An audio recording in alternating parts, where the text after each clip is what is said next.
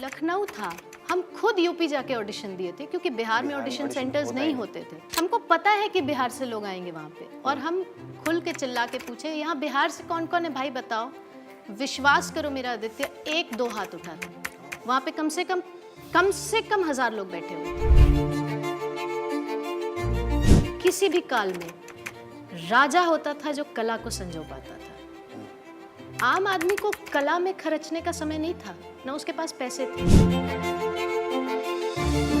Bhojpuri cinema का जब भी नाम आता है, भोजपुरी म्यूजिक का जब भी आज भी नाम आता है, गिने चुने कुछ गाने हैं, वरना जो आज भी आप बोल रहे हो कि आज भी भोजपुरी म्यूजिक का तो मजाक ही होता है।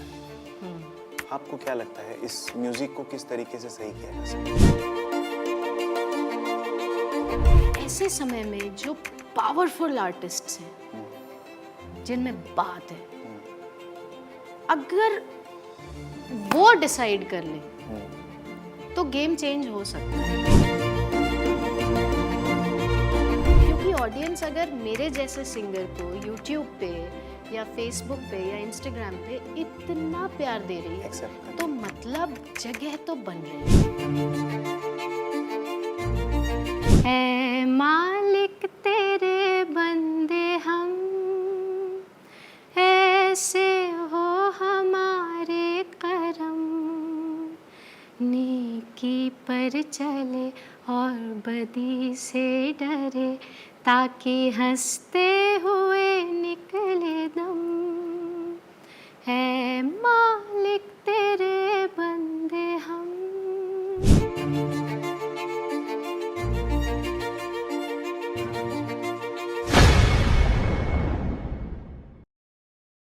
नमस्कार, मैं हूं आदित्य ओझा और मैं फिर से लेके आ गया हूं तदबीर। जी हाँ, हमारी आज की जो गेस्ट है वो एक पटना की बहुत ही प्यारी सी लड़की है जिन्होंने इंडियन आइडल सीजन 3 में धूम मचा दिया था। जी हाँ, ये बिहार की सबसे पहली लड़की थी जिन्होंने इंडियन आइडल में प्रेजेंट किया था, बिहार को रिप्रेजेंट किया था। इन्होंने इंडियन आइडल सीजन 4 में उस शो को होस्ट भी किया। उसके बाद उन्होंने बहुत सारे टेलीविजन शोज में एक्टिंग भी की। फिर पता नहीं क्यों उनको लगा कि उनको डायरेक्शन करना चाहिए, तो वो सिर्फ डायरेक्शन करने नहीं चली गई, उन्होंने बकायदा एफटीआई में जाके डायरेक्शन को सीखा। और उसके बाद उनको अपने रूट्स, अपने कल्चर के लिए कुछ करना था, तो उन्होंने हमारी भोजपुरी के जो गाने हैं, जो बहुत ही पुराने गाने हैं, जिनको लता जी ने गाया है और बहुत बड़े बड़े सिंगर्स ने गाया था, उन गानों के लिए कवर बनाते हुए लोगों को फिर से उनकी याद दिला दी। जी हाँ, आज की हमारी जो गेस्ट है, the multi talented, please welcome Deepali Sahay ji. नमस्कार। नमस्कार, थैंक यू सो मच। ये जो हमारा शो है तदबीर, इसमें हम लोग एक कोशिश कर रहे हैं और जो बातें हो जाती हैं वो बहुत ही सीरियस हो जाती है, सीरियस किस्म की। शो की शुरुआत करते हैं वो एक गेम से करते हैं। ओके। ये जो गेम है दलाई लामा पर्सनालिटी टेस्ट। ये आपको ये गेम का नाम थोड़ा भारी होगा, हाँ। बट आपको इसको खेलने में बहुत मजा आएगा। अच्छा। इस गेम के बारे में मैं बता देता हूँ आपको। इस गेम में मैं कुछ जानवरों के नाम लूंगा। ओके। और आपको आपकी कन्वीनियंस के हिसाब से उनको रैंक इन ऑर्डर करना है। That is your choice. Okay. Okay, ठीक है। ओके। तो जो 5 जानवर है वो हैं काऊ, टाइगर, हॉर्स, शीप भेड़ और पिग सुअर। ये 5 जानवर। एंड द रैंकिंग किसी भी वजह से किसी भी वजह से, ये वो वजह मैं बाद में आपसे पूछूंगा।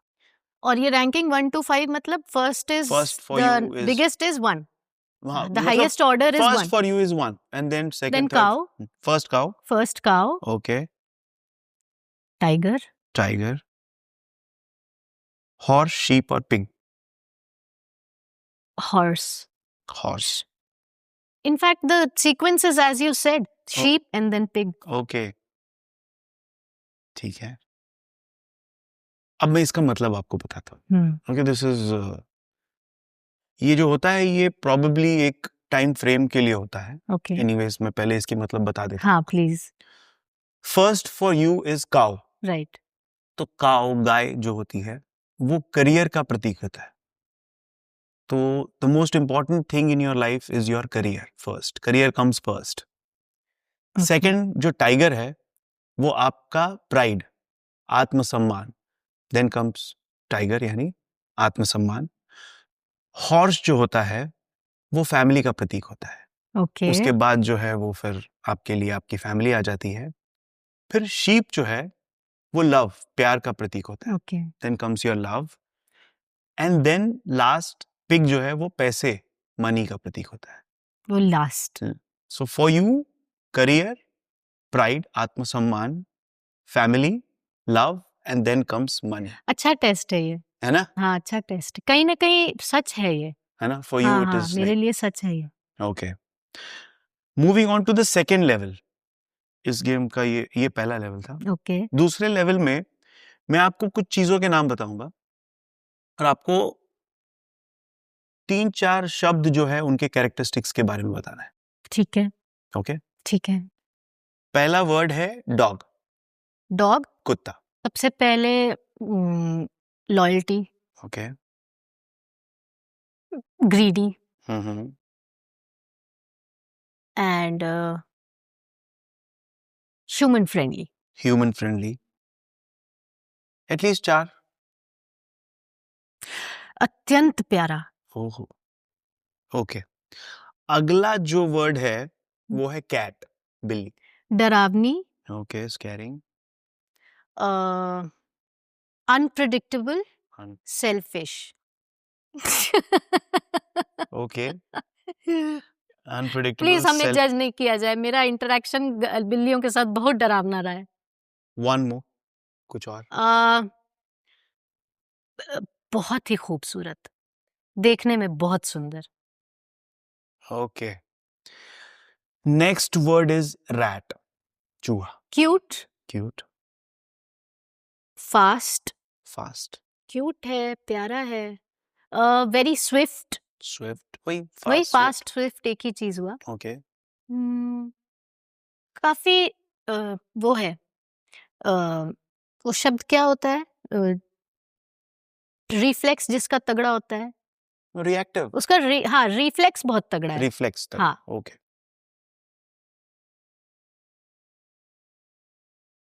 नेक्स्ट वर्ड है coffee. Coffee. Hmm. Feel good. Tastes good. looks good, smells good. And the best thing to have, to have a quality time. Actually, it's a quality time enhancer, I can say. Okay. Next word is sea, See, समुद्र. असीमित सहनशीलता. मेरे दिमाग में सबसे पहले यही आता है, क्योंकि हम मुंबई में रहते हैं और जब भी हम समंदर देखते हैं हम सोचते हैं अगर ये भूल गया अनलिमिटेड. कि ये कितना विशाल है और इसको गुस्सा आ गया वेरी बिग. तो गए. तो असीमित सहनशीलता. ओके. अगाध, गहरा अगाध. और खूबसूरत. अब मैं आपको इसका मतलब बताता हूँ. ओके. जैसे इंसान डॉग को डिस्क्राइब करता है, कुत्ते को, एक्चुअली वो डिस्क्राइब कर रहा होता है खुद को. अच्छा. तो इसका मतलब है okay. Loyalty, greedy, human friendly और अत्यंत प्यारे, जो कि आप. नाइस. नेक्स्ट जो वर्ड आपने बताया, जो मैंने पूछा था कि कैट. हाँ. तो इंसान जिस तरीके से कैट को डिस्क्राइब करता है वो डिस्क्राइब कर रहा होता है अपने पार्टनर को. So the words that you used, and this is a game. Scaring, Scary. unpredictable, Absolutely. Wow. selfish, Wow. and beautiful. That is true. Next word जो है वो है rat. Rat. तो इंसान जिस तरीके से rat को डिस्क्राइब करता है वो डिस्क्राइब कर रहा होता है अपने एनिमी को, दुश्मन को. Okay. So for you they are like cute, very fast, swift, and reactive, जैसे बहुत जल्दी रिएक्शंस आते होंगे। नेक्स्ट वर्ड जो मैंने पूछा था वो है कॉफी। कॉफी। इंसान जिस तरीके से कॉफी को डिस्क्राइब करता है वो डिस्क्राइब कर रहा होता है सेक्स को। Feel good, taste good, looks good and best thing to quality time के लिए। वाह। नेक्स्ट वर्ड जो था वो है सी, समुद्र। इंसान जिस तरीके से समुद्र को देखता है वैसे वो अपनी लाइफ को देखता है। वाह। सो इट इज अनलिमिटेड, मतलब पेशेंस जो है आप, बहुत विशाल, गहरा and beautiful. That is how you see life. So this was the game. Interesting यार आदित्य, हम पहली बार ये गेम खेले, हमको बहुत मजा आया। ये गेम बहुत ही सोच समझ के दलाई लामा जी ने बनाया होगा। अच्छा, ये उनका एवरीबडी बनना हु है। Plays this game who actually discovers, oh yeah right, exactly ऐसा ही, मैं ऐसे ही सोचता हूँ। वाह। अब जो हंसी मजाक था वो खत्म हो गया, सीरियस बात अब शुरू करते हैं। तो कब आपको लगा, जो हमारी दीपाली सहाय है, जो आई कैन इमेजिन कि बचपन में आप बहुत ही क्यूट प्यारी सी सीधी सी बच्ची, जो मम्मी डैडी जो बोल दे वही करना है, मैं ऐसे इमेजिन कर। हाँ एकदम। तो कैसे सिंगिंग में आना, क्योंकि यूपी बिहार की लड़कियों को एंटरटेनमेंट बिजनेस में आने के लिए जो महाभारत के युद्ध से बड़ा युद्ध लड़ना पड़ता है। तो आपकी कैसे यहाँ आने का जो जर्नी? मेरे साथ मेरे घर में कोई ऐसे मतलब म्यूजिक से ऐसे बहुत लेना देना नहीं है। मेरे दादाजी पुलिस वाले, मेरे पापा पुलिस वाले, तो मेरे चाचा पुलिस वाले, तो घर का माहौल बड़ा पुलिसिया था, जिसको बिहारी भाषा में बोले तो। हाँ, मतलब कलाकारी, हम लोग सिनेमची थे बहुत बड़े, सिनेमा हमारे यहाँ बहुत चलता था, देखते थे घर वाले। They would love the music. Kishore Kumar तो मतलब मेरे चाचा के तो एकदम दीवाने थे किशोर कुमार के, मेरे चाचा। तो म्यूजिक मेरे लिए, मेरे लाइफ में हमेशा फिल्मी म्यूजिक से हम आया, क्योंकि घर में माहौल था। और जब हम स्कूल गए तो स्कूल में कुछ सिखाया गया था गाना। पहला क्लास था मेरा, KG1 उस समय होता था। KG1 में ए मालिक तेरे बंदे हम सिखाया गया था। तो हम घर आ करके, और हम अच्छे बच्चे थे, टीचर भी बोली है, तो हम रिहर्सल कर रहे थे खुद से बैठ के कुर्सी पे। 3-4 साल की बच्ची कुर्सी पे ऐसे बैठ के ए मालिक तेरे, ऐसे ही सिखाया गया था। प्लीज प्लीज प्लीज, आपने शुरू किया और जादू, मतलब माहौल बन गया। है मालिक तेरे बंदे हम, ऐसे हो हमारे करम, नेकी पर चले और बदी से डरे, ताकि हंसते हुए निकले दम, है मालिक तेरे बंदे हम। Oh my God, please. तो लाइक लिटरली अब पता चलता है कि सिंगर और नॉन सिंगर में क्या फर्क होता है। मैं बाथरूम में भी गाता हूँ तो मतलब ऐसा लगता है कि अभी दिल्ली जाना है और मुंबई से निकलना है। But really that was magical. Thank you. Sorry. तो मेरी माँ सो गई थी। जॉइंट फैमिली, 30-40 लोग एक साथ रहते थे। माँ बहुत काम करती थी, तो वो थक के सोई हुई थी। और मेरी माँ को ना अभी भी छोटा सा एक ट्रांजिस्टर रखती है, रेडियो। तो माँ को पता नहीं था कि मेरी बेटी गा रही है। माँ को लगा रेडियो ऑन छूट गया है। तो व्हेन शी सॉ, उसका दिमाग खराब हो गया कि ये हम पैदा किए, ये तो इतना मीठी आवाज, ये तो बहुत सुंदर गा रही है। फिर धीरे धीरे टीचर्स का प्रेशर आने लगा। वो डायरी में लिख के नहीं भेजती थी कि आप टेल योर पेरेंट्स, या ऐसे कुछ आने लगा कि इसको मम्मी पापा को बोलो तुमको गाना सिखाए। और हम काफी लेट, हमको लगता है 6th-7th में हम गाना सीखना शुरू किए। किससे ऐसे सीखने का मतलब? टीचर, म्यूजिक टीचर रखा? हाँ, म्यूजिक टीचर तो बहुत सारे बदले, क्योंकि शुरू में आपको समझ नहीं आता है कि आपको किसके पास जाना चाहिए। पर हमको लगता है कि मेरा भाग्य इसमें भी बहुत अच्छा था। हम एक कंपटीशन में पार्टिसिपेट करने गए थे, और वहाँ पर जो मेरे गुरु हैं, मेरे टीचर हैं म्यूजिक के, वो वहाँ पर आए थे तबला पे संगत करने। और वो हमको सुने और वो हमको बोले बेटा तुम किससे सीखती हो? तो हम बताए कि हम अभी इनसे सीखते हैं। तो वो बोले कि तुम मेरे पास आओ सीखने, हम तुमको अच्छा सिखाएंगे, तुम मेरे पास आओ, तुमको ज़रूरत है मेरी।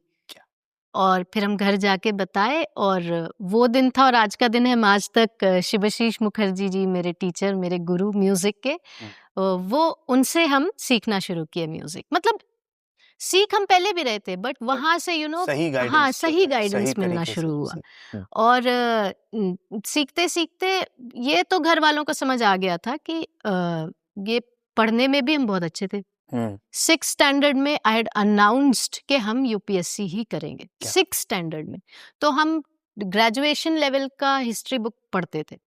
एकदम ये फैक्ट है कि हम 6th स्टैंडर्ड में 11th 12th और ग्रेजुएशन का हिस्ट्री बुक पढ़ते थे, ये सोच के कि यूपीएससी निकालना है तो हमको हमेशा ओवर प्रिपेयर्ड रहना, समय से आगे बढ़ के रहना होगा।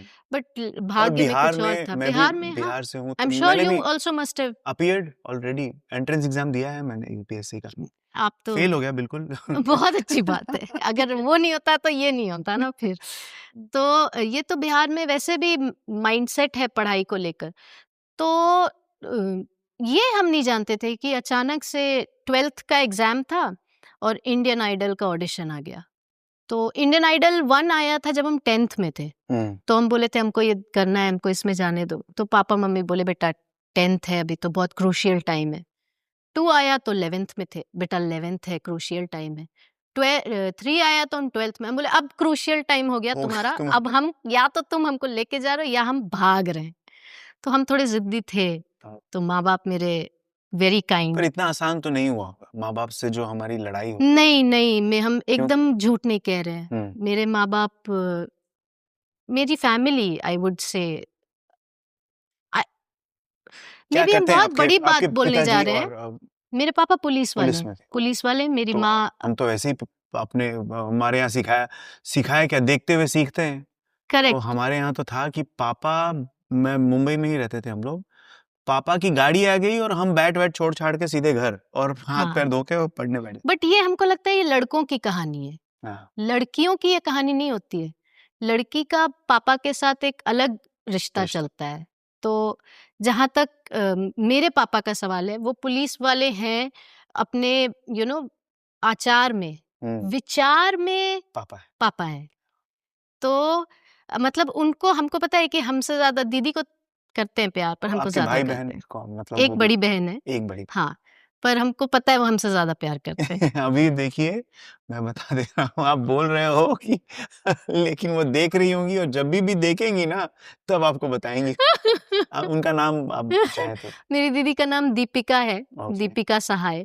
और हम छोटे हैं तो हम वैसे भी थोड़े ज्यादा ही बदमाश, हाँ, मतलब हम उद्दंड नहीं थे, बदमाश थे, cute. And I was very जिद्दी, जो चाहिए सो चाहिए वाला सीन है।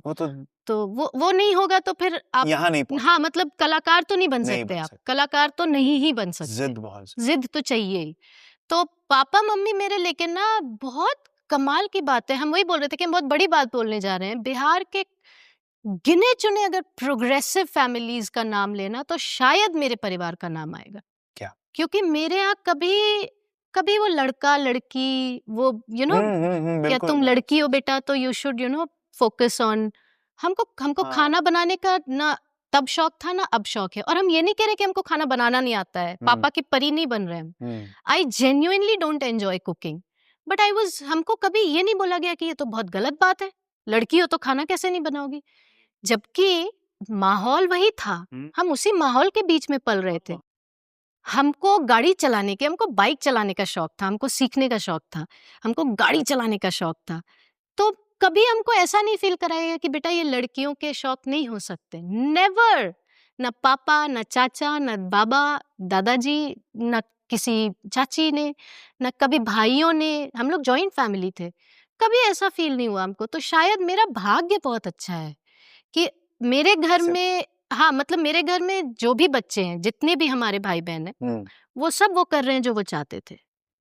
आई थिंक मेरे केस में मेरे जिद की तो जरूरत ही नहीं थी, I am born in a family which is Very providing, progressive. very progressive. Very. तो माँ बाप को जैसे बाहर के लोगों ने बोला कि नहीं मीडिया लाइन में आप भेज रहे हैं लड़की को, ठीक नहीं है, वो चाहते तो सुन के डर सकते थे ना, चाहते तो हमको रोक सकते थे, बट ये I think hats off.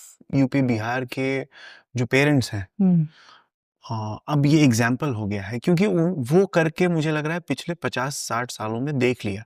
Correct आपने बंदिशें लगा के, करेक्ट पढ़ाई करवा के देख लिया कि बच्चा कहाँ तक उड़ान भर पाता है। करेक्ट। और ऐसे में आप जैसे लोग जो एक अगुवाई कर रहे हैं, लीड कर रहे हैं, आप लोग जो चेहरा है ये नए यूपी बिहार की, राइट। तो आप लोग जब ये बात बोलेंगे ना, तो आगे आने वाली जो लड़कियां हैं जिनको एंटरटेनमेंट ही नहीं, आपको किसी भी फील्ड में जो करना है, वो प्रोत्साहन जो चाहिए अपने माता पिता से वो मिल पाएगा।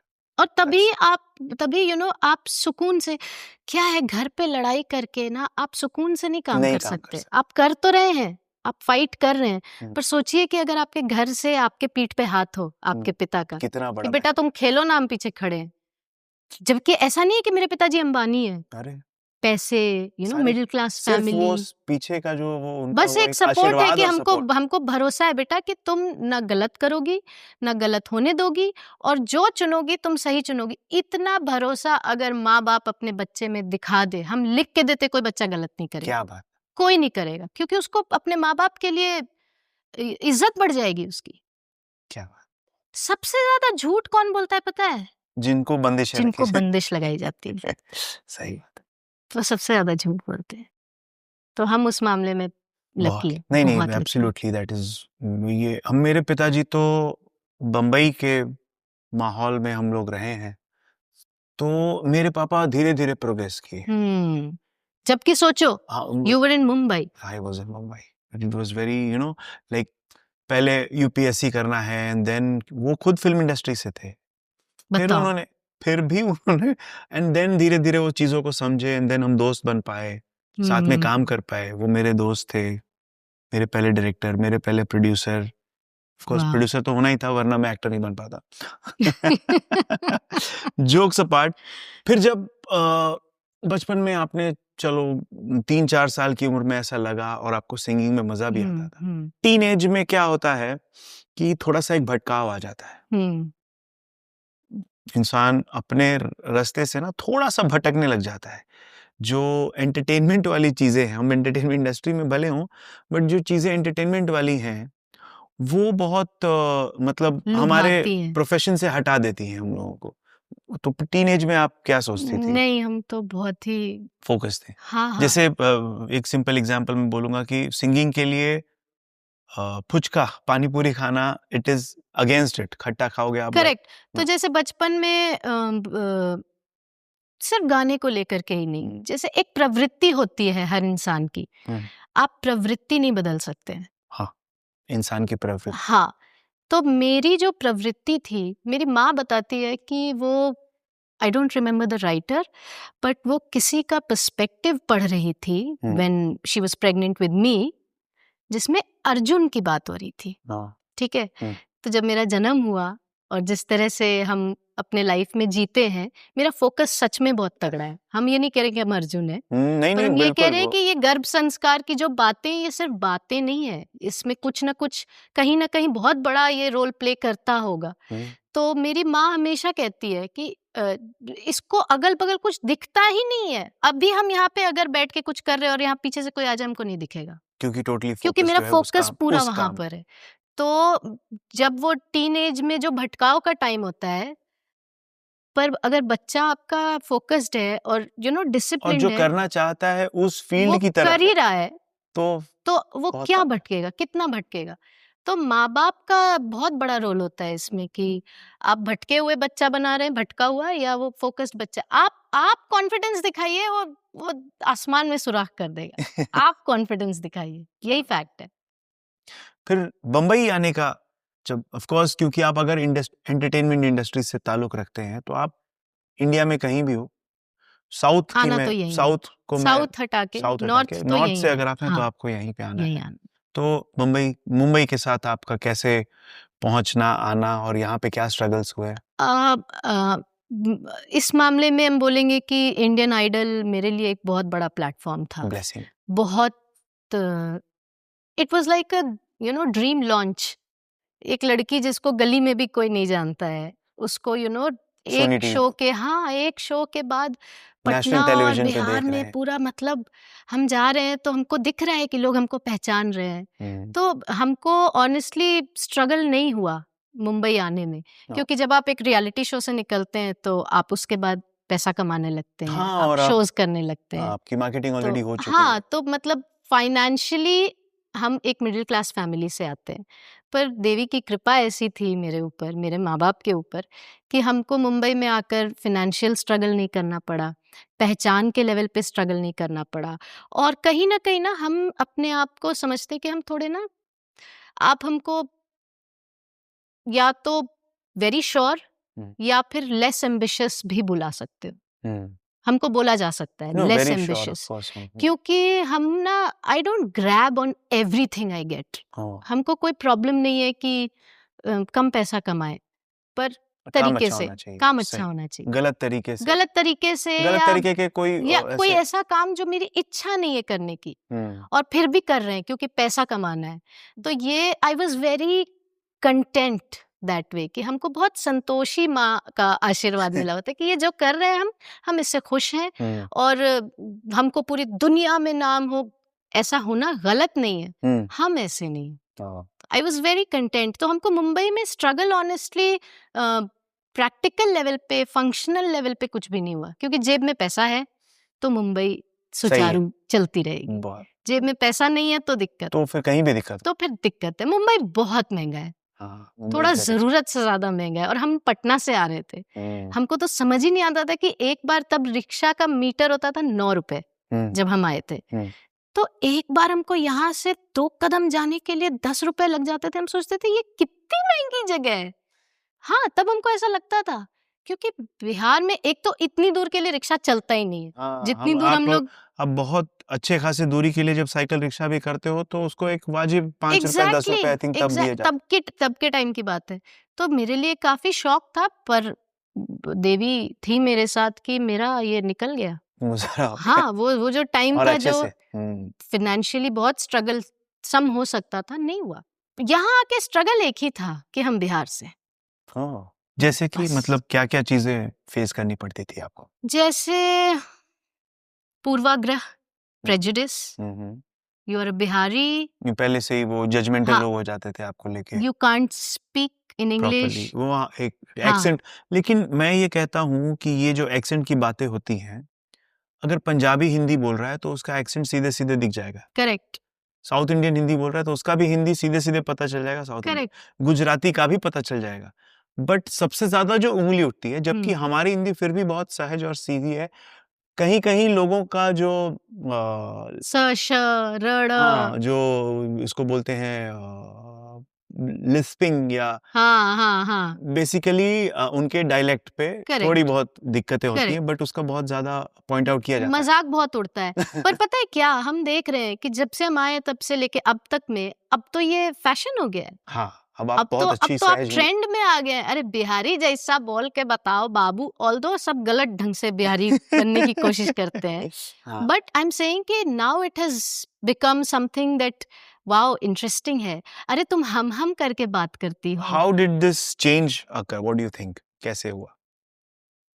डू यू थिंक कि जो सक्सेसफुल जो हमारे यहाँ से जो लोग हुए हैं, मनोज बाजपेयी जी, पंकज जी, तो इन लोगों के वजह से ये चीजें, क्योंकि जब इन्होंने उन किरदारों को जब वहां पे प्ले किया और वो किरदार जब हिट हो गए 100%, तो ये हुआ 100%, है ना? मेरे लाइफ में हम मतलब आंख के सामने पलटते देखें लोगों का परसेप्शन, हम बिहारी, हम तब भी हम करके बात करते थे, हम अब भी हम करके बात करते हैं, अब हम कूल लगते हैं। तुम यार हम करके बात करती हो ना, बहुत अच्छा लगता है। क्या बात? तुम हम करके बात करते पहले होता पहले तो हम तो खुद पलटते देखे हैं लोगों को, और वो भी वासेपुर के बाद जो मूवी आई थी, उसके बाद से being a Bihari and having that accent was considered to be cool. लोगों को अच्छा, क्योंकि वो फिल्म चल गई, वैसे चल गई, और खैर फिल्म को, मतलब सूरज को क्या ही दिया दिखाएं। हाँ, सक्सेस तो को सब लोग प्रणाम करते हैं। हाँ, सही। मतलब वो फिल्म चली और बेजोड़ चली। बिहारियों की स्थिति, जो पूर्वाग्रह है लोगों के मन में भाषा को लेके, पहनावे को लेके, अनुराग कश्यप जी ने इतने कॉन्फिडेंस से उनके एक्टर्स ने इतने कॉन्फिडेंस से उसको कैरी किया है। एक तो कास्टिंग सही हो जाती है तो फिल्म तो आधी वहीं बन चुकी है। तो सारे बिहारी ही थे बैकड्रॉप से, जितने भी एक्टर्स मोस्टली वो उसी बेल्ट के थे, तो they could pull it off. तो वो सही पिक्चर सामने आया। जैसे साउथ इंडियंस को कैसे शिकायत है कि अब जब भी साउथ इंडियन दिखाते हैं नूडल खाता है वो राइस के साथ, नहीं, और आप मतलब वो ऐसा कि ऐसा वो पहले वैसे था ना कि साउथ इंडियन तो अय्या ऐसे ही बात करेगा। बिहारी के यहाँ के साथ भी जब भी एक गार्ड होगा या एक नौकर होगा तो अरे बीबी जी हम तो ये किया जाता था ना पहले। तो सिनेमा का बहुत परस्पर है, दोनों परस्पर है। सिनेमा में आप वो देखते हैं जो समाज में होता है, समाज में आप वो देखते हैं तो सिनेमा में आ जाता है। ये तो एकदम सत्य है। तो फिल्मों का तो बहुत असर हुआ। ये चेंज एक्चुअली मेरी नजर में गैंग्स ऑफ वासेपुर से ही आया है। एक फिल्म, हाँ, ये फिल्म सबसे और मुझे लगता है कॉन्फिडेंस ने बहुत, जैसे आप किसी भी चीज को कॉन्फिडेंटली करो ना 100%, तो लोग उसको, और आप भी अपने अंदर में उस कॉन्फिडेंस को जगाना बहुत जरूरी है। 100%। I was never ashamed of my identity. हमको याद है हम इंडियन आइडल होस्ट कर रहे थे लखनऊ में, इंडियन आइडल सीजन 4 लखनऊ था। हम खुद यूपी जाके ऑडिशन दिए थे क्योंकि बिहार में ऑडिशन सेंटर्स नहीं होते थे। हमको पता है कि बिहार से लोग आएंगे वहां पे, और हम खुल के चिल्ला के पूछे यहाँ बिहार से कौन कौन है भाई बताओ। विश्वास करो मेरा आदित्य, 1-2 हाथ उठा था। वहां पे कम से कम 1,000 लोग बैठे हुए थे। बिहारी खुद को बताने में, उनको बताने में शर्म आ रही थी। तो ये तो विडंबना थी पहले। ये विडंबना तो अभी भी है मुझे लगता है। जैसे भोजपुरी सिनेमा का जब भी नाम आता है, भोजपुरी म्यूजिक का जब भी अब आज भी नाम आता है, गिने चुने कुछ गाने हैं, वरना जो आज भी आप बोल रहे हो कि आज भी भोजपुरी म्यूजिक का तो मजाक ही उड़ रहा है। आपको क्या लगता है इस म्यूजिक को किस तरीके से सही किया जा सकता है? कैसे सही किया जा सकता है इसका जवाब नहीं है मेरे पास। परसेप्शन को, चीजें कैसे, जो see the thing is that जो ये काम कर रहे हैं, ट्रांसफॉर्मेशन आप किसी में तभी ला सकते हैं जब आप खुद महसूस किए हो कि ट्रांसफॉर्मेशन क्या होता है। You can't change the society if you have not changed with in. अंदर से आपको वो एहसास, एक्सपीरियंस मिलना चाहिए कि ट्रांसफॉर्म होने का मतलब क्या है एक्चुअली। हम अपने केस की बात करते हैं। हमको बचपन से सिखाया गया है बेटा try and speak in English, be fluent in English, no need to talk in Bhojpuri. Bhojpuri में बात करने की कोई जरूरत नहीं है। अम्मा बाबा नाना नानी भोजपुरी में बोल रहे हैं पर हमको उनसे बात करने की जरूरत नहीं है। मेरा फोकस ये होना चाहिए कि इंग्लिश स्कूल में पढ़ रहे हैं और अंग्रेजी में नहीं बात करेंगे तो फाइन लगता था हम लोगों को, 5 रुपए या ऐसे कुछ। हिंदी वर्ड बोलने पे फाइन लगता था। ये हम बता रहे हैं बिहार के अंदर पढ़ने वाली एक बच्ची की कहानी। परसेप्शन मेरा कैसे बदला है। तो हम कभी भोजपुरी मेरे नजर में बहुत ही हीन भाषा। हम भोजपुरी छी हमको भोजपुरी नहीं आता है, ये हम थे। फिर हम मुंबई आए और मेरा पहला जब हम एक्टिंग का, मेरा इंडियन आइडल के बाद एक्टिंग का जो मेरा पहला काम था वो था भोजपुरी में। बड़की मलकाइन करके एक सीरियल आया, महुआ चैनल तब होता था उस पर, और वो बहुत ही वेरी वार्मली वेलकम्ड, ऑडियंस को बहुत पसंद आया। वो शो बहुत अच्छा चला। हमको लगता है मे बी 200-250 एपिसोड्स तो हुए ही होंगे। 200-250 हाँ, हुए ही 2-2.5 साल में। हाँ, एकदम हुए होंगे। तो तब हमको समझ आया कि भोजपुरी में नॉर्मल बातें भी होती है कि तू का करत रहा, हम खाना खाता नहीं, तू चल घूमे। और मुझे लगता है वो हर भाषा में होती है। हाँ, एग्जैक्टली माय पॉइंट। हम सोच रहे हैं, देखो कितने दुख की बात है, हम बिहारी हैं, मेरी भाषा भोजपुरी है, और 18 की उम्र तक हमको उससे दूर रखा गया। और मेरे जैसे लाखों हैं बेटा, बाहर जाना है, पढ़ाई करनी है, अच्छा जॉब करना है या जो भी करना है टॉप नॉच करना है, पर उस पूरे खेल में कहीं भी ये मेंशन नहीं कि बेटा आप कहाँ से आ रहे हैं, आप आपकी भाषा क्या है, आपका इतिहास क्या है। हिस्ट्री बुक में पढ़ लेना इतिहास अलग होता है, पर आपका क्या इतिहास है, क्यों आप इन्हीं के माँ बच्चे हैं, आपके माँ बाप ये ही क्यों है, ये क्यों है, इस बारे में तो बातें ही नहीं हुई। जब हम बड़की मलकाइन किए तो हमको लगा यार ये तो अच्छी भाषा लग रही है, ये हम अपनी भाषा के बारे में बात कर रहे हैं कि हमको ये भाषा अच्छी लग रही है। तो भाषा तो इतनी प्यारी है और कोई भी भाषा जो है वो बिल्कुल आदरणीय है। फिर भोजपुरी म्यूजिक जो होता है, ये लोग जो बना रहे हैं और जो चल रहा है, इसमें गलती आर्टिस्टों की है या ऑडियंस की है? Audience, I would say audience. क्योंकि मैंने भी बहुत बहुत नहीं थोड़ा बहुत जो भी काम किया है, I have done that kind of work जो कि फैमिली के साथ आप बैठ के सुन सकते हो, देख सकते हो। आपने भी वही काम करने को तवज्जो रखा, कोशिश चल रही है हमेशा, बिल्कुल। तो हम लोग जो वो काम करते हैं उसको हाईलाइट कभी नहीं किया जाता, हम ही लोग का नहीं, जिन लोगों के ये वाले गाने जो बहुत हिट होते हैं वो लोग सबसे ज्यादा वो हर छठ पे गाना गाते हैं, हर होली पे गाना गाते हैं, शंकर भगवान पे गाना होता है, बोलबम पे, तो हर त्योहार में वो गाना गाते हैं। पर उनके गाने जो बहुत ज्यादा प्रचलित होते हैं वो यही वाले क्यों होते हैं? क्योंकि ऑडियंस की मानसिकता वही है। आपको ऐसा क्यों लगता है कि उनकी मानसिकता वैसी है, और अगर वैसी है तो उसको किस तरीके से बदला जा सकता है? हम कोई बहुत बड़े विश्लेषक तो है नहीं, पर अपनी समझदारी से हमको जो समझ आ रहा है ना, हम मतलब हमारा इतिहास, we know it, we were good, wealthy state, but with time, और हम लोग बहुत बड़े मेहनत कश लोग होते थे, करेक्ट? आज भी हैं, मुझे आज भी हैं, बिल्कुल। आज इनफैक्ट आज तो हम देखते हैं लोगों को मजाक उड़ाते हुए कि अरे बिहारी से शादी की तूने, तुझे तो मजदूर पैदा होगा। I have heard this a lot of time, और लोग इसको बड़े हल्के में बोल देते हैं, बट ये दुखद है, ये बहुत दुखद है कि बिल्कुल दुखद है, क्योंकि आप टाइपकास्ट कर रहे हो आप लोगों हाँ, को, मतलब और आप ये नहीं देख रहे हो कि वो आप उस स्टेट के बारे में बोल रहे हो जिस स्टेट ने आपको सबसे पहला राष्ट्रपति दिया था। हाँ, ये तो बहुत नई बात है, पहले राष्ट्रपति तो बहुत नई बात है। हाँ। हम कह रहे हैं बहुत पहले की बात।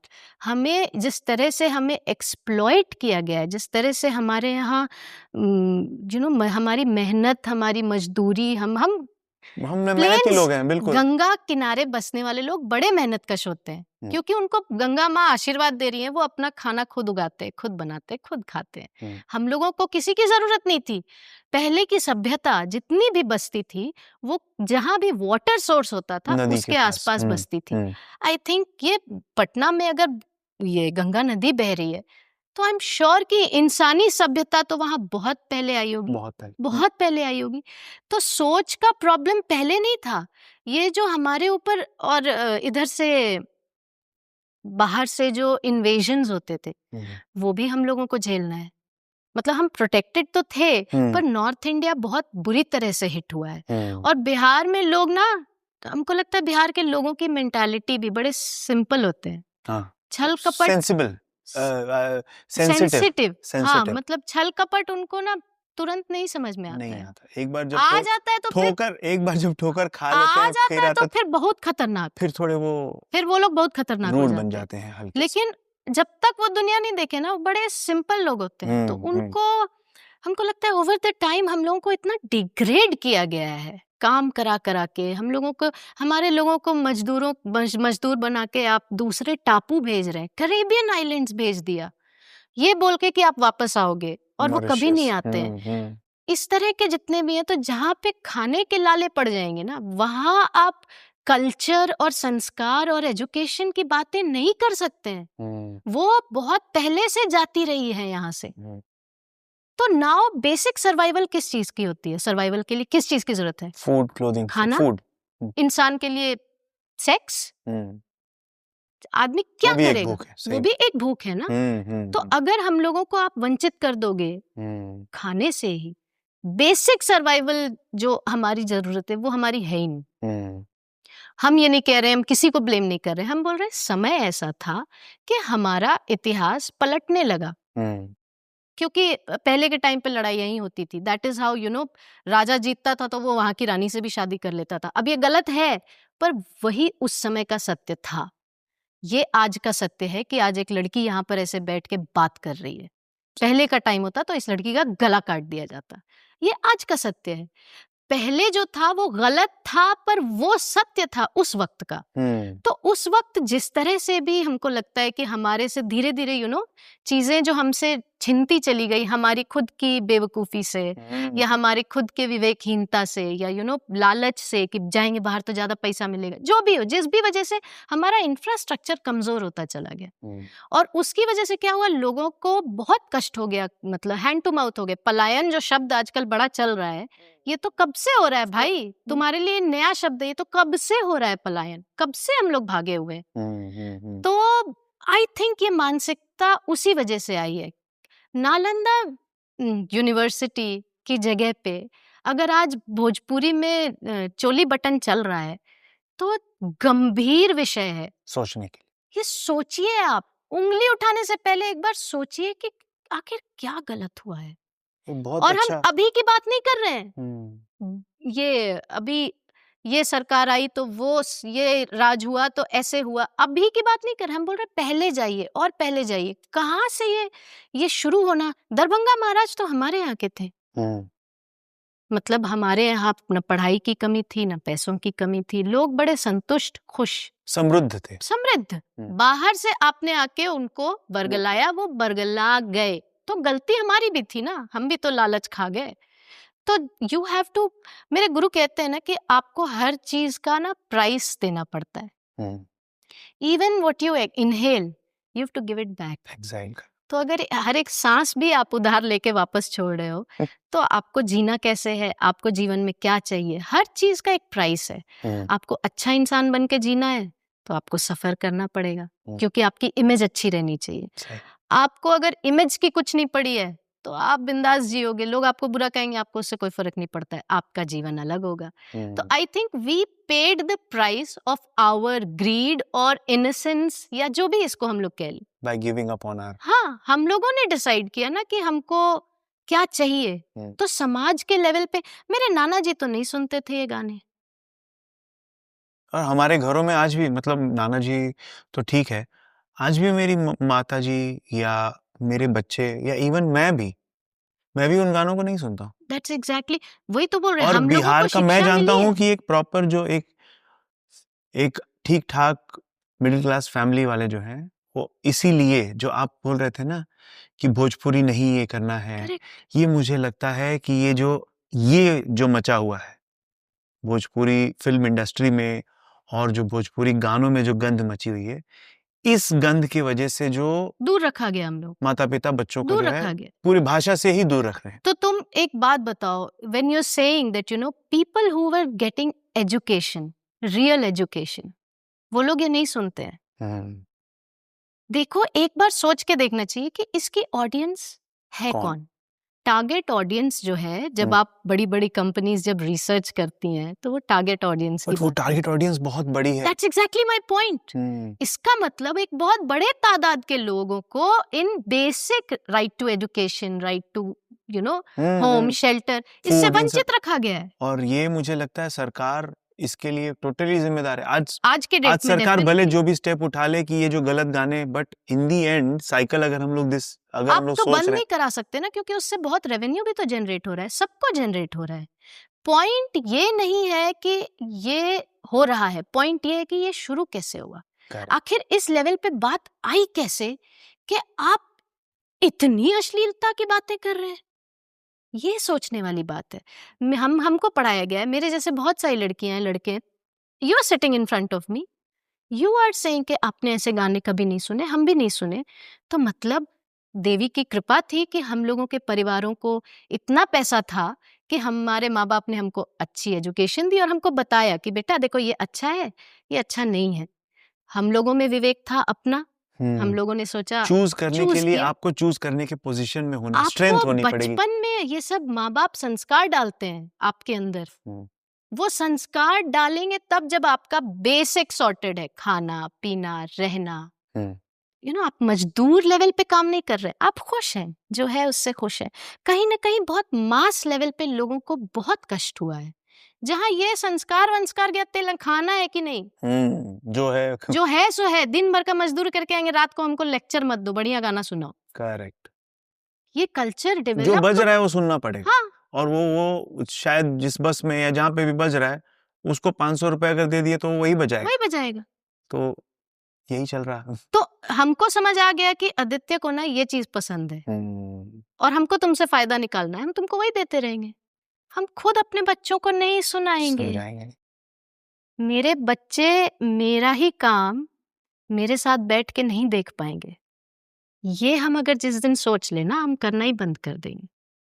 लेकिन एक चीज और देखी जाती है कि जितने टैलेंटेड लोग हैं हमारे यूपी बिहार के, मैं एंटरटेनमेंट सेक्टर को पकड़ता हूँ क्योंकि बहुत बहुत वास्ट है चीज। एंटरटेनमेंट सेक्टर पे से हम दोनों हैं, एंटरटेनमेंट सेक्टर पे बात कर रहे हैं। तो यूपी बिहार के जितने लोग एंटरटेनमेंट सेक्टर में आना चाहते हैं, जो आर्टिस्ट हैं, वो ये उनकी भी जिम्मेदारी है अपने कल्चर के लिए कुछ करें या चीजों को बदले, लेकिन वो चले आते हैं हिंदी सिनेमा में काम करने। तो अब आप जैसे बिल्कुल आपको नेम फेम सक्सेस सबको बनना है, आपको पैसे कमाने हैं, यहाँ पे इनसे कैसे काम कराया जाए और किस तरीके से उनको इसके लिए आकर्षित किया जाए, खींचा कैसे जाए? Revenue generation is one thing which can attract them. Money. You pay them. But who's going to pay? जैसे फॉर एग्जाम्पल हमको भोजपुरी क्लासिक्स करना था, ठीक है? क्या करना था? जो पुराने गाने, क्यों भोजपुरी क्लासिक्स करना था? क्योंकि पुराने गाने लता मंगेशकर जैसी सरस्वती, जीवित सरस्वती माँ ने भोजपुरी में गाने गाए हैं, हमको तो पता ही नहीं था। मुझे भी नहीं पता, मैं आपसे जब नहीं मिला था तब तक मुझे भी नहीं पता था। सोचो, हमको देखो अभी गूज़बम्स आ रहे हैं, हमको तो पता ही नहीं था कि आशा भोसले, किशोर कुमार, रफी साहब, जिनके हम गाने, मेरे घर पे तो एक्सपोजर नहीं था ना भोजपुरी गानों का, हिंदी गाने सुनते थे। एक दिन हमको पता चलता है, अरे ये लोग इन लोगों ने ऐसे गाने गाए। तो मेरी इच्छा हुई कि हम लोगों को बताएं, मेरे जनरेशन के लोगों को, कि अरे यार सुनो तुम, ये लता जी का गाया हुआ है, ये आशा जी का गाया हुआ है, सुनो। रात बाकी, ये वही वाली सिंगर है जो ये ये भोजपुरी गाने गा रही है। तो जब हम ये पहल शुरू किए तो हमको समझ ही नहीं आ रहा था कि हमको इसका पैसा कहाँ से आएगा। हाँ, of course, in the end तो एक करने के लिए हम पैसा कहाँ से लाएंगे। तो हम सोचे कि कुछ लोगों से बात करते हैं जिनके पास धन है, वैभव है, जो थोड़ा स्पेयर कर सकते हैं, but they are not interested, क्योंकि इसका रेवेन्यू मॉडल कहाँ है। How are you going to generate the money which I am going to put in? I said I don't have that. Idea नहीं है फिलहाल मेरे पास वो प्लान ही नहीं है, वो आइडिया ही नहीं है, तो हमको नहीं पता वो कैसे होगा। और मेरी मंशा रेवेन्यू जनरेशन है ही नहीं, मेरी मंशा है लोगों को बताना, पहुंचाना इस चीज को। तो हम तो आपके इस पूरे इकोसिस्टम का हिस्सा ही नहीं बन पाएंगे, क्योंकि हम रेवेन्यू नहीं जनरेट कर सकते। हमको पता है कि जब तक कि हम टनक नहीं दिखेंगे, थोड़ा छोटा कपड़ा नहीं लेकिन पहनेंगे। ये जो लोग हैं, इनको ये चीज जो आपने एक बहुत अच्छी बात बोली कि हमको जो भी चीजें मिली हैं, आज वो चाहे एक मजदूर हो या 1000-1500 करोड़ रुपए वाला, जो वो सारी चीजें यही नेचर से मिली हैं।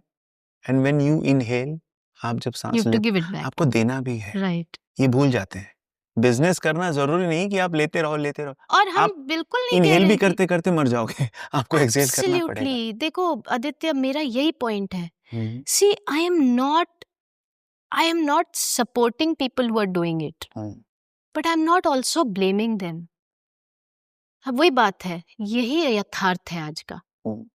कोशिश ये हो सकती है हमारे जैसे पढ़े लिखे लोगों की कि हम नो मैटर व्हाट अपनी तरफ से इतना सही कुछ अपना इतने बड़े समंदर में तो हम कीड़े बराबर भी नहीं कर सकता है। जितना बड़ा ये राम जी जब बना रहे थे, इंडस्ट्री है, राम जी जब बना रहे थे तो गिलहरी भी अपने हाँ, शक्ति अनुसार अपना जितना ही बड़ा कंकर उठा रहे। अगर सब गिलहरी जुट गई तो क्या मजेदार आराम हो से तो जाएगा बन ना।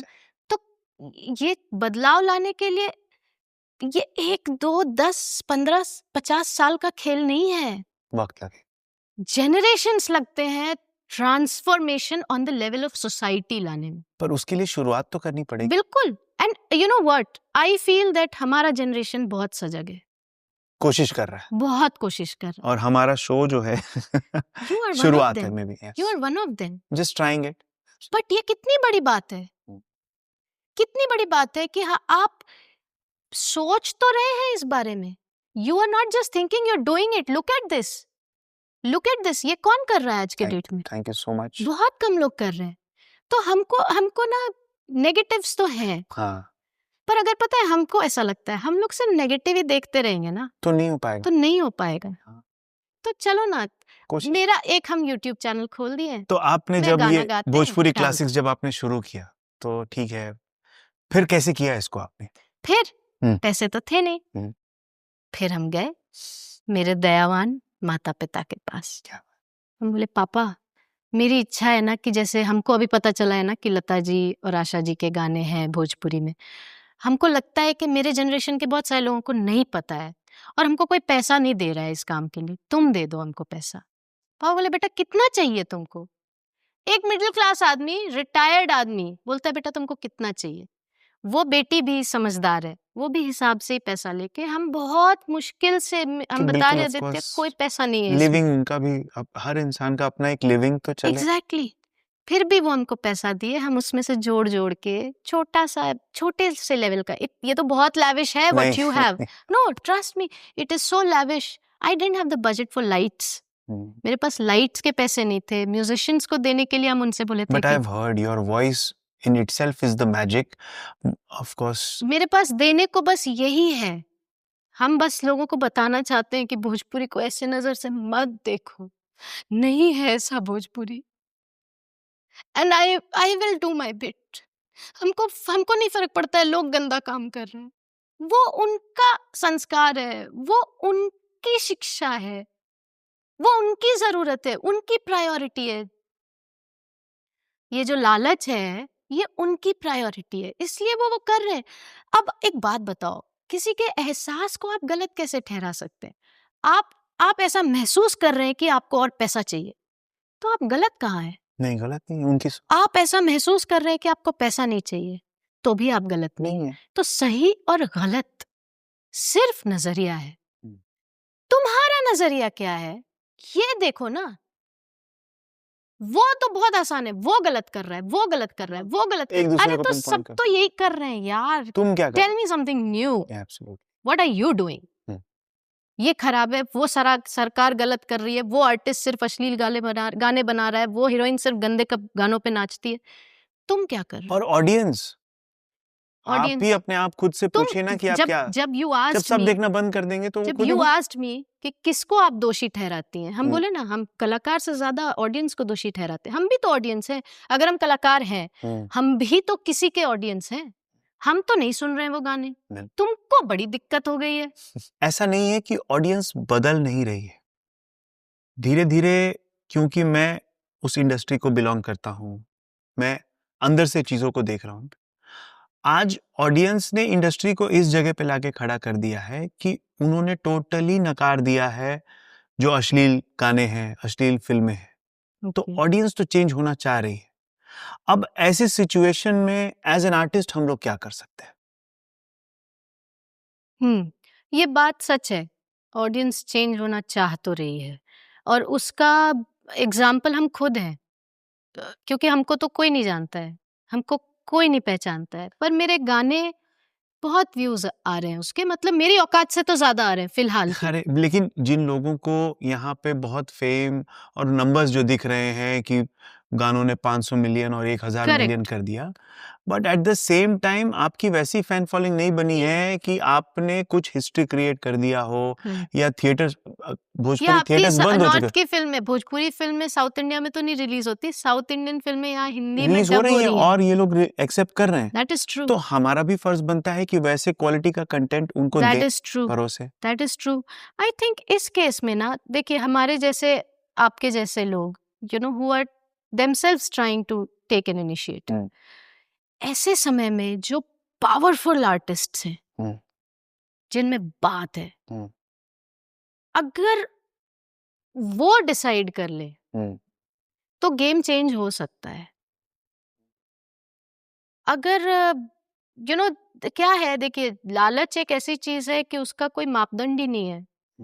कब तक चलेगा लालच और कब खत्म होगा पता ही नहीं है जी. तो हम ये देख रहे हैं कि जितने भी लोग जो बड़े आर्टिस्ट्स हैं वो अमीर भी हो चुके हैं. अब उनके पास रोने को है नहीं, कुछ पैसे की कमी नहीं. एंड इफ यू नोटिस, जितने भी भोजपुरी के जो सुपर डुपर स्टार्स हैं वो लोग खुद बहुत ही जमीनी लोग हैं, मिट्टी से के बीच से वो तभी वहां का स्टार बन सकता है जब वो वहीं का हो.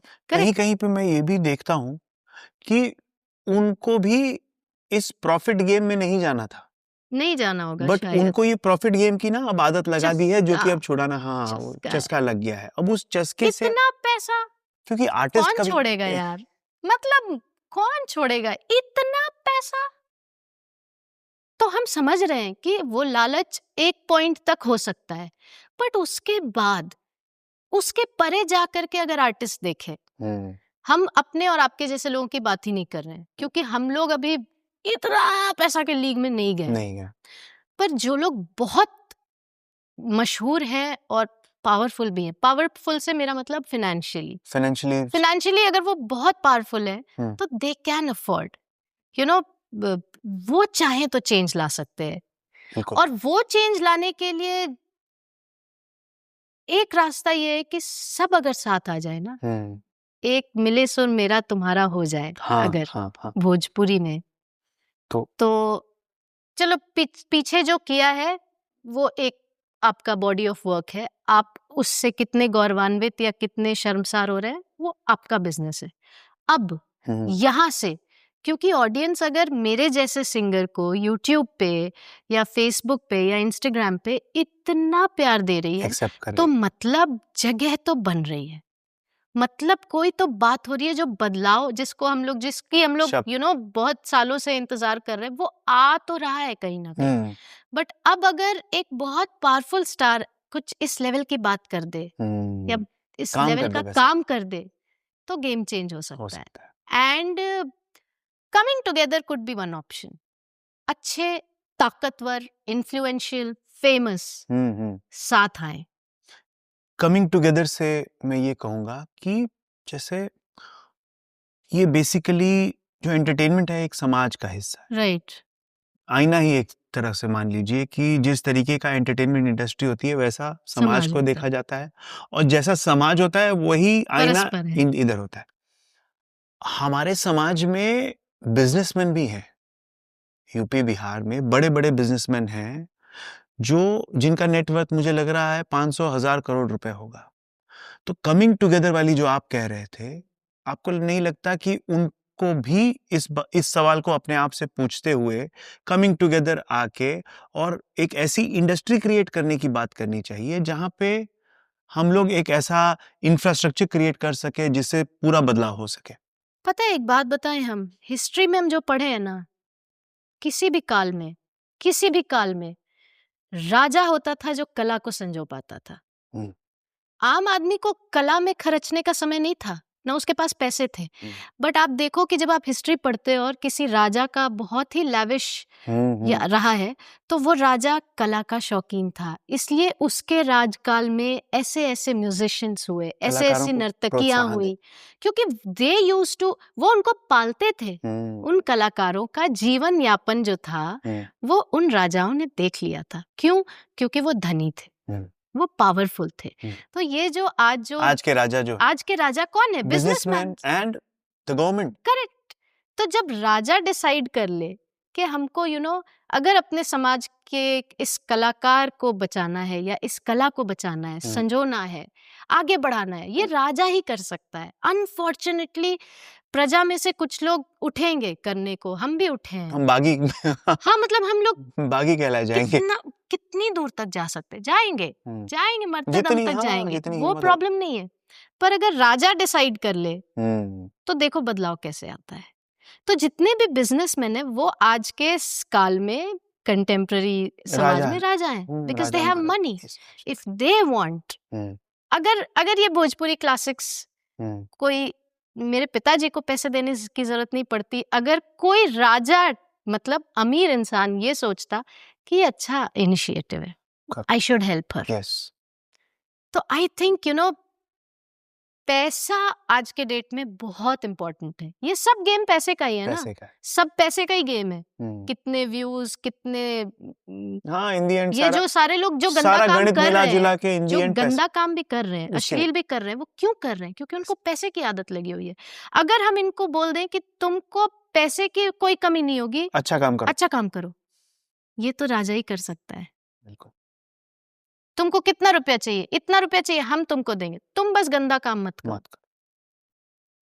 और फॉर्चुनेटली आज के डेट में कलाकार जिस लेवल पे बड़े हुए हैं फिनेंशियली, वो भी एक तरह के अपने आप में राजा है. वो भी है चीज़। आज वो चाहें तो उनके पास, वो राजा जिसके पास पैसा है, उसके साथ साथ इनके पास रीच भी है.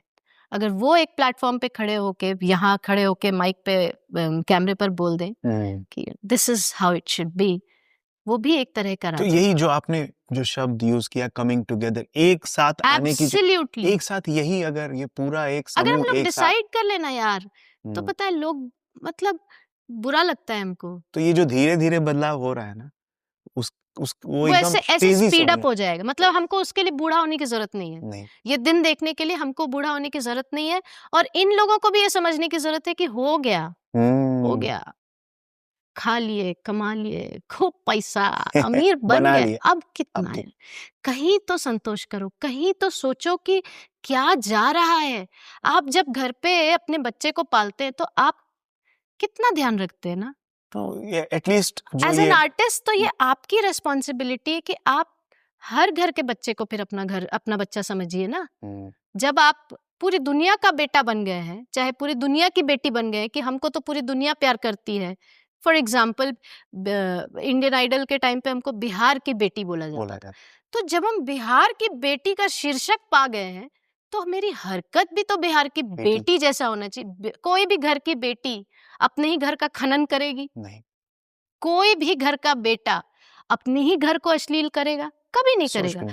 तो आप जिस ओहदे पे आप जा रहे हैं, आपकी सोच भी अगर वहां चली गई, साथ साथ अगर आप ये सोचने लगे कि जैसे मेरी बेटी को अश्लील गाने नहीं सुनने, वैसे पड़ोसी की बेटी को भी नहीं सुनने चाहिए.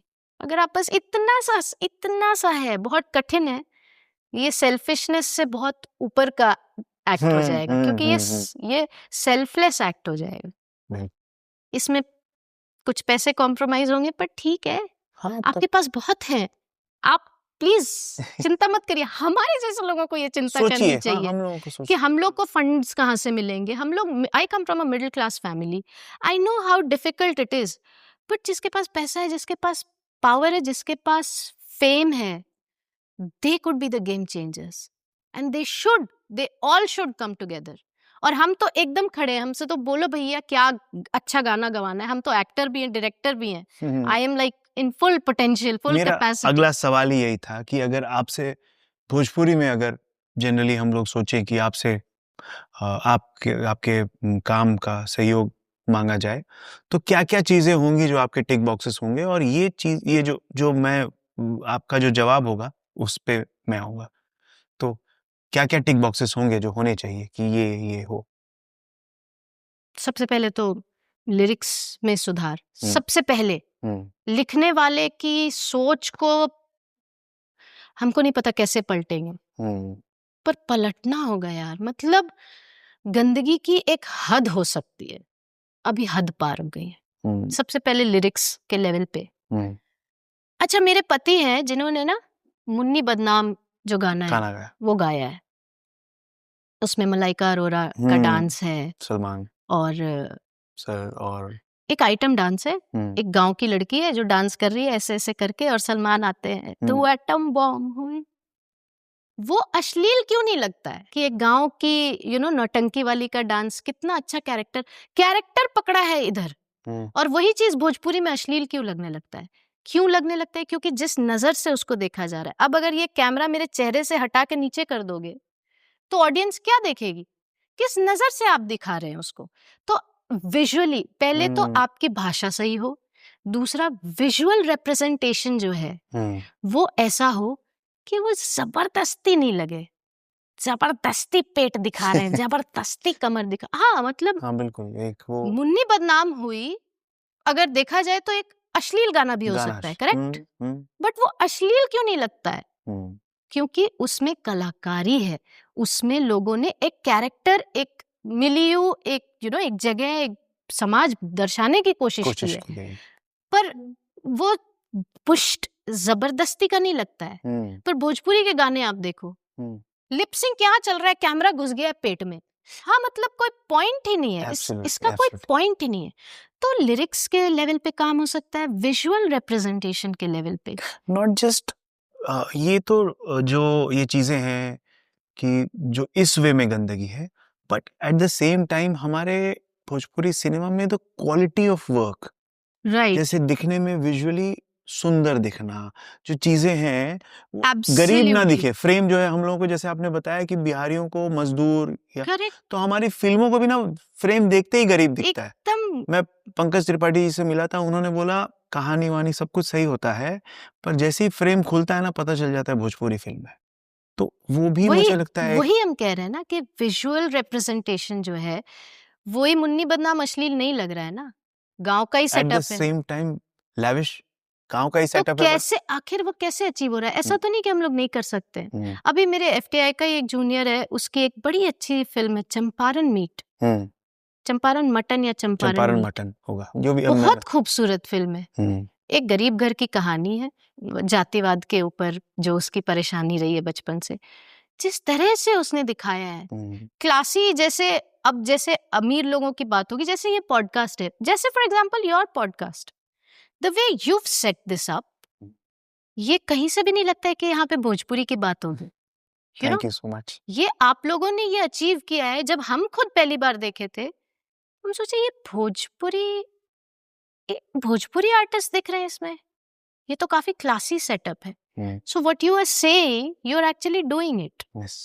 बट इसको हाँ, तो ये एजुकेशन के लेवल पे आई थिंक ये बहुत जरूरी है कि हमारे समाज में ये एजुकेशन उतरे कि किसी भी चीज को दिखाने का क्या, चाहे वो अमीर सेटअप हो चाहे वो गरीब सेटअप हो, दिखाने का क्या तरीका, आपका नजरिया क्या है, उसके लिए आपका कैमरामैन सिर्फ एक ऑपरेटर नहीं होगा, वो कलाकार होगा। हाँ, कैमरामैन जो होता है वो आपको दर्शाने, आपकी आंखें हैं, वो जो आप कहानी कहना चाहते हो, वही तो हम बोल रहे हैं, वो आंखें वही है, वो बहुत तो मेरे हिसाब से जो कैमरा और कैमरामैन से मेरा मतलब सिर्फ हम वहीं तक सीमित नहीं, director, all the departments, art direction, exactly, director अगर चाह दे, बहुत बड़े बड़े डायरेक्टर्स हैं भोजपुरी में, अगर वो चाह दें तो तख्ता पलट हो सकता है। यूपी बिहार में जो नारी शक्ति है ना, जैसे फेमिनिज्म की भी बात होती है, एंड औरतों ने किस तरीके से इवॉल्व किया है, तो जैसे दुनिया में एक होता है कि इंडिया थोड़ा सा पिछड़ा रह गया, इंडिया में बात होती है तो ऐसा लगता है यूपी बिहार पिछड़ा रह गया, समझ रहे हैं, एंड दैट इज बिकॉज क्योंकि यहाँ की जो नारी शक्ति है ना वो पूरी तरीके से आ नहीं पाती है, पावर बहुत है, तो उनको, जैसे आप जैसे लोग जिन्होंने इस स्टीरियोटाइप को तोड़ दिया और आप लोगों ने एक एग्जाम्पल सेट किया, तो उस शक्ति को किस तरीके से सशक्त किया जाए कि ओके, क्योंकि वो पावर बहुत इंपॉर्टेंट है किसी भी स्टेट एंटरटेनमेंट इंडस्ट्री, क्योंकि हमारे सेट पे भी देखा जाता है, लाइक आजकल हिंदी सिनेमा आगे बढ़ा है, तो एक रीजन ये भी है कि अब पहले सेट पे 5% फीमेल रहते थे, आज आप देखते हो कि एटलीस्ट 30-35% और कहीं कहीं पे 50% से ज्यादा फीमेल्स, हमारे सेट पे 1 से 2 फीमेल होती हैं। That is true. तो इस शक्ति को किस तरीके से लाया जाए हमारी एंटरटेनमेंट इंडस्ट्री में? ये तो बहुत ही मुश्किल है, बिल्कुल बहुत ही मुश्किल है, नामुमकिन नहीं है। सबसे पहले तो जो एजुकेशन के लेवल पे नारियों को, औरतों को, देखो क्या है, नारी का इन्वॉल्वमेंट, परिवार, वो किस परिवार से आ रही है, बहुत सारी मजबूरियां है, किसी वजह से औरतें आज हमारे फील्ड में कम है, तो आई थिंक डेफिनेटली औरतों को अपनी सोच बदलनी होगी, but if the government steps in and they ensure that this aspect will be taken care of. जैसे हम राजा की बात कर रहे थे, बिल्कुल। अब जैसे यही हम मुंबई में हैं, मुंबई में आज 2 बजे रात को अकेले कोई लड़की फीमेल जो है वो सड़क पे चल सकती है, शी आराम विल से, फील सेफ। ये बात यूपी या बिहार में क्यों नहीं हो सकती? क्योंकि गवर्नमेंट लॉ एंड ऑर्डर हम्म, इतना सीरियसली इन चीजों को लिया ही नहीं जाता है। हम भी छोटे थे जब पटना में रहते थे तो 7 बजे घर में ताला बंद हो जाता था, क्योंकि अंधेरा हो गया है मतलब घर आ जाओ। वो तो जो नौकरी करने वाले हैं उनकी मजबूरी है, वो भी कब किनको किधर गोली मार दी जाएगी कहना मुश्किल है। मेरे पिताजी पुलिस वाले थे पर डर तो लगता था पुलिस वाले होके भी कि भैया किसी को माथा ठनक गया तो ठनका देगा। तो ये तो लॉ एंड ऑर्डर हमेशा से हमारे यहाँ प्रॉब्लमेटिक रहा है, और इसको कभी पता नहीं क्यों इसको कभी सीरियसली नहीं लिया जाता है, जबकि ये प्रायोरिटी होना चाहिए जिस भी स्टेट में। आप देखिए जहाँ पे सिक्योरिटी बहुत टाइट है, मतलब हम ही जिससे मुंबई क्या में होता है, निकलते मुझे हैं। लगता है ये रीजन होगा कि यहाँ पे ना बहुत कम चीजें छुपा के होती है। एंटरटेनमेंट इंडस्ट्री में एक दिखावे की इंडस्ट्री है, तो दिखावे की इंडस्ट्री है इसलिए कुछ भी छुपता नहीं है यहाँ पे। अगर आप करेक्ट, कुछ, अगर मुझे लगता है मीटू सबसे पहले एंटरटेनमेंट इंडस्ट्री में करेक्ट वो हर इंडस्ट्री में होता है मीटू, होता, हाँ हाँ करेक्ट, है ना? सही बात है। आप जो कर्मचारी का जो शोषण कर रहे हैं वो हर इंडस्ट्री में होता है, पर आवाज यहाँ उठी। तो वैसे ही जब क्या होगा ना कि हमारी एंटरटेनमेंट इंडस्ट्री जब स्ट्रांग हो जाएगी, यूपी बिहार में एक इंडस्ट्री एंटरटेनमेंट की सेटअप हो जाएगी ना, तो लोग ना खुलेआम बोल सकेंगे बिल्कुल, कि भाई मेरी ये दिक्कत है, वो कुछ भी दिक्कत हो सकती और वो सेटअप और कर सकती है सरकार। अगर फिल्म सिटी खोलने की बात है, वो आप जब कोई फैक्ट्री कहीं नई जगह लगती है तो लोग आ जाते हैं ना भाई काम करने। और अब क्योंकि समाज बदला है, औरतें भी निकल रही हैं ना घर से काम करने की। आप वहां जाइए तो आप वहां वो कारखाना लगाइए, तो चाहे वो एंटरटेनमेंट का ही क्यों नहीं हो। और आप हिंदी इंडस्ट्री में काम करते हो, आपने बहुत सारे सेट्स पे काम किया हो। मैंने ये चीज फील किया है कि जहां भी मैं काम करता हूं ना, 50% जो हमारा क्रू होता है that is from UP Bihar. That is true. तो हम लोगों को अगर सिर्फ वहां सेटअप मिल जाए ना, सिर्फ घर जाने की जरूरत है, अपने पास लोगों की कमी नहीं है, फैक्ट्री सिर्फ सेटअप करने की देर है, वर्कर्स की कोई कमी नहीं। इस मामले में हमको मुंबई आए हुए 18 से थोड़ा ज्यादा साल हो गए, पता नहीं सुधार है कि नहीं, आई डोंट नो। क्यों नहीं है नहीं पता, पर सुधार तो नहीं है। लोग तो अभी भी यहीं आ रहे हैं। अभी भी पैसा कमाने के लिए हमको बिहार से बाहर निकलना ही पड़ेगा, चाहे हम हो चाहे कोई हो। तो फिर हुआ क्या, किए क्या आप लोग? मतलब मेरे पास अपॉर्चुनिटी थी, मेरा भाग्य अच्छा था, हम तो निकल गए। पर ये तो बहुत कम प्रतिशत लोग होंगे ना। लोगों, जैसे ये जो लॉस लोगों का है ना, उससे बड़ा लॉस जो है वो बिहार का है, एकदम उस स्टेट का। बिल्कुल। अगर हमारे परिवार का बच्चा कहीं और जाके और नाम कमा रहा है, शोहरत कमा रहा है। अभी जुबीन गर्ग जी का देहांत हुआ, अभी आसाम के सिंगर, इनका जब देहांत हुआ तो आसाम हफ्तों तक शोक में था, हफ्तों तक। और ये बात कर रहे हैं हम एक लोक कलाकार के बारे में। आप यू नो आपके खुद के तो लोक कलाकार मुंबई आकर के काम ढूंढते हैं, जगह कमाते हैं, नाम बनाते हैं, पैसा कमाते हैं। लेकिन जुबीन ने कहा था कि हम मुंबई नहीं जाएंगे, जिसको काम करना है यहाँ आएगा। ये पावर कौन देता है? अपने घर का कोई, अपना स्टेट, अपनी सरकार। क्या ये पावर क्यों नहीं है हम लोगों के पास? कमी तो किसी चीज की नहीं है। किसी चीज की कमी नहीं, पैसे की तो कमी है नहीं, क्योंकि सबके घर तो बन ही रहे ना, तो पैसे तो दिख रहे हैं कि वो पैसे जो जहां लगने थे वहां नहीं लग रहे हैं, पर एक आलीशान महल तो तैयार हो गया है। पैसा तो है, चैनलाइज उसको सही ढंग से किया जाए। टैलेंट की भी कमी नहीं है, सब कुछ है, सिर्फ और सिर्फ इंटेंशन मिसिंग है। एग्जीक्यूशन आपके इंटेंट में ही नहीं है कि हमको ये काम करना है, ये आपकी प्रायोरिटी लिस्ट पे ही नहीं है, वो प्रॉब्लम है।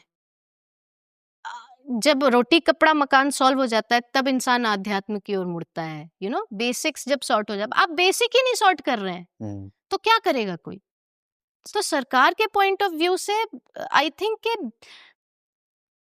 वी हैव इनफ, हमारी इच्छा नहीं है, we have enough resources, we have हमको इनफ करना टैलेंट, नहीं है, हम करना चाहें तो कर सकते एंड आई जस्ट होप कि हमारा जो ये शो है ये किसी तरीके से वहां पहुंचे और उनके उस इंटेंट को पोक करे। बिल्कुल करेगा, आई जस्ट होप दिस बिल्कुल हैपेंस कर। Very it's a very great initiative that आप लोगों ने लिया है कि आप यू नो कलाकार जो स्ट्रगलिंग है, जो सक्सेसफुल है, जो बनना चाहता है, आप हर किस्म के कलाकार को बुला के आप उनसे उनका व्यू पॉइंट ले रहे हो। This helps, this helps. If अगर किसी के सच में अंदर इंटेंशन है बदलाव लाने का, तो ये कार्यक्रम बहुत बहुत बड़ा सहयोग होगा उनके लिए। ये बहुत बड़ा एक स्नीक पीक होगा अंदर देखने के लिए कि चल क्या रहा है, दिमाग में चल क्या रहा है। जैसे ये अभी ये लड़की आई है, ये अच्छा गाती है, ये अपना अच्छा, इसको फंड्स की इशू ऐसा चल रहा है, ऐसा लोगों को लगेगा तो ऐसा। जिसको करने की इच्छा होगी ना वो करेगा। या अच्छा ये लड़का है, ये सारे कलाकारों को बुलाता है, अच्छा इसको ना ये कर सकता है, इसको एक प्लेटफॉर्म देते हैं हम लोग, इसको पैसा देते हैं, ये लाएगा सबको, यू नो। जो करना चाहे वो कर देगा। खुद ही हम बस उस इंटेंट को टच करने की कोशिश कर रहे हैं। That's exactly my कि point. आप करो, कोशिश करो, आप बस इंटेंशन दिखाओ, हम हैं और हमारे जैसे कई हैं और बहुत सारे आर्टिस्ट हैं जो अच्छा काम करना चाहते हैं, हम देख रहे हैं अभी। पर मौका मिलने की देर है जी। सिर्फ कलाकारों को ही नहीं, हम जो आपने कहा कि जो राजा हैं या जो बिजनेसमैन हैं, जो पॉलिटिशियंस हैं, जो आईएएस ऑफिसर्स हैं, डॉक्टर्स हैं, जो हमारे समाज को बनाते हैं, और जो पावरफुल लोग हैं, जो लोग इस समाज को बदलने की क्षमता रखते हैं, हम उन सब को एक साथ करके, और जो ये आपने एक बहुत अच्छा बात बोला, coming together is the only option. तो हम लोग सबको एक साथ करके और एक कोशिश Tadbeer is doing that very successfully. बहुत खूबसूरत इनिशिएटिव है और हमको इतना पता है कि you know slow and steady wins the race. Thank you so much. And folk music की तरफ आपका हमेशा से जुड़ाव रहा है, ये जुड़ाव कहाँ से शुरुआत? ये एक शो किए हम, वो नेटफ्लिक्स पे आता था, सतरंगी। उसमें it was a travel show, musical travel show, और उसमें हमारी टीम हर एक स्टेट जाती है और वहाँ के जो फोक म्यूजिशियंस हैं वो अपने बच्चों को यू नो आगे कैसे वो अपनी परंपरा दे रहे हैं। तो जब लिस्ट आया तो लिस्ट में बिहार का नाम नहीं था।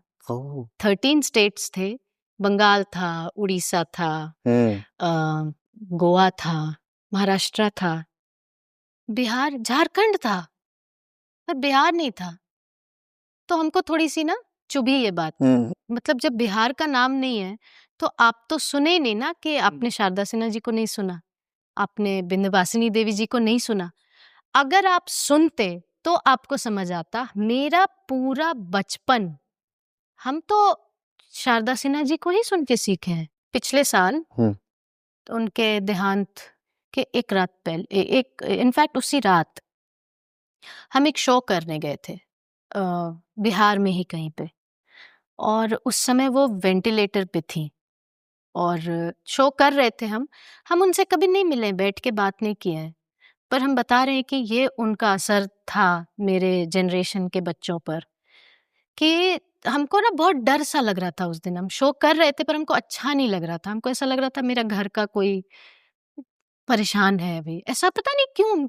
बहुत वियर्ड बात है ये ना। आप किसी भी कलाकार को फॉलो करते हैं तो आप, वो कलाकार होता है पर वो जब आपके सामने होता तो ऐसा लगता है अरे ये तो मतलब हम उनसे कभी मिले भी नहीं है, उनकी आवाज की वजह से ऐसा लगता है जैसे वो मेरी माँ है। बिल्कुल। और म्यूजिक से लगाव की वजह से, फोक म्यूजिक वो जिस तरह से मिट्टी से जोड़ी थी हम लोगों को, या आज के जितने भी लोग हैं वो अगर उनकी आवाज नहीं सुने तो कोई पॉइंट ही नहीं है। जब हम शो करके उतरे जैसे ही तो हमको पता चला कि वो चली गई, और हम कुछ 2 घंटे तक हम रोते रहे थे। हम बहुत परेशान हो गए थे, और हमको सबसे खूबसूरत बात ये लग रही थी कि ये होता है पावर ऑफ फोक म्यूजिक।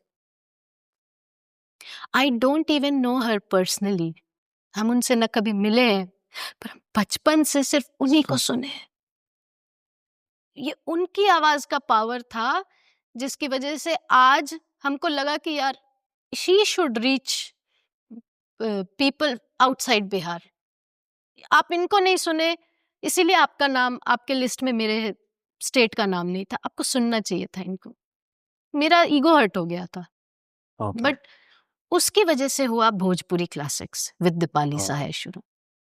क्योंकि किसी को कहना कि तुम बिहार चल के शूट करो तो हमको पता था कि ये तो कोई करेगा नहीं, पर हमको ये तब बहुत बात बुरी लगी थी कि यार हम मेरे स्टेट का नाम नहीं। फिर हम सोचने लगे कि मेरे स्टेट में फोक है क्या, तो कितना तो है, पर हम ही को नहीं पता था। यू नो, तो कहीं ना कहीं दोषी हम भी थे as an artist. Mahendra Mishra ji हैं, महेंद्र मिश्र जी, भिखारी ठाकुर जी, ये तो मतलब ये बहुत तो बहुत ही पॉपुलर प्रसिद्ध नाम लोग हैं, है, but ये भी उसके हमको नहीं पता थे। I am just saying. तो हमको पता चला कि ये जो फोक म्यूजिक है ये बहुत गहरा सब्जेक्ट है। इसमें आपको बहुत डेल्व करना पड़ेगा, dive into the subject to समझने के ब्रिंग इट टू पीपल। तो हमको ऐसा लगा कि folk is the reason why Aditya is Aditya. You know, it connects to the culture. आपका कल्चर, आपका संस्कार वो फोक के ही थ्रू जा रहा है आगे। आपके हिंदी बॉलीवुड म्यूजिक से संस्कार नहीं बढ़ रहे हैं, लेकिन जब हम गाते हैं कि निमिया के डार मैया झूले ली झूलुआ के झूली झूली ना, और मालिन क्या है डायलॉग, जब भी मैं एक्ट कर रहा होता हूँ और कोई डायलॉग गाने लगता है ना, तो मैं बोलता हूँ एक डायलॉग को डायलॉग की तरह और गाने को प्लीज। तो कितना खूबसूरत है। हमारे यहाँ देवी पूजा, कुल देवी, ग्राम देवता, ये सब तो हमारे यहाँ थे, तब तो हमारे फोक गानों में आते हैं ना।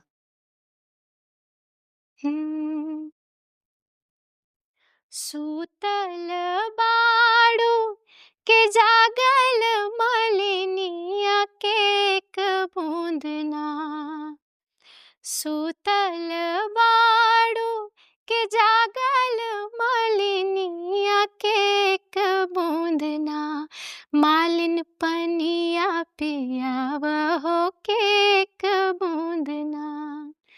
तो माँ आई है आपके दर पे पानी पीने। ये फोक म्यूजिक के माध्यम से आपको पता चलता है आपके संस्कार क्या है।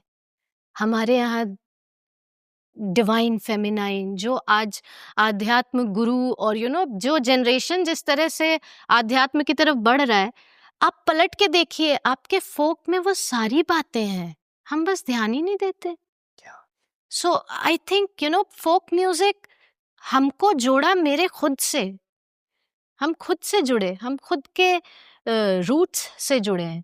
और आज का जनरेशन जो है, I am very proud to say this, कि हमारा जनरेशन जुड़ना चाहता है, जानना चाहता है, बदलाव चाहता है।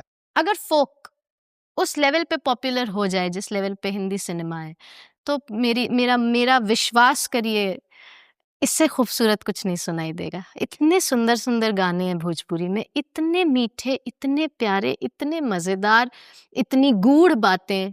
चाहे वो भिखारी ठाकुर जी का बेटी बेचवा हो, जो हम देख रहे हैं, मेरे यूट्यूब पे बहुत सारे व्यूज हैं उस गाने को लेकर। क्यों है? People want to know. हम तो नहीं बोल रहे घर घर जा करके सुनो सुनो सुनो, but people want to know. I can only just present. That's what you also are doing. Thank you so much for your lovely time, very precious time of yours. और हम लोग जो ये कोशिश कर रहे हैं उसमें सहयोग देने के लिए आपका बहुत बहुत धन्यवाद। Thank you. हमारी तरफ से आपके लिए एक बहुत ही छोटी सी भेंट है। This. Wow. Thank you for this. ये बहुत ही बेहतरीन पुस्तक है, ये हर घर में होनी चाहिए, और ये तो क्योंकि एवरलास्टिंग है इसलिए थैंक यू सो मच। यदा यदा हि धर्मस्य ग्लानिर्भवति भारत अभ्युत्थानम अधर्मस्य तदात्मानं सृजाम्यहं परित्राणाय साधूनां विनाशाय च दुष्कृताम धर्म संस्थापनार्थाय संभवामि युगे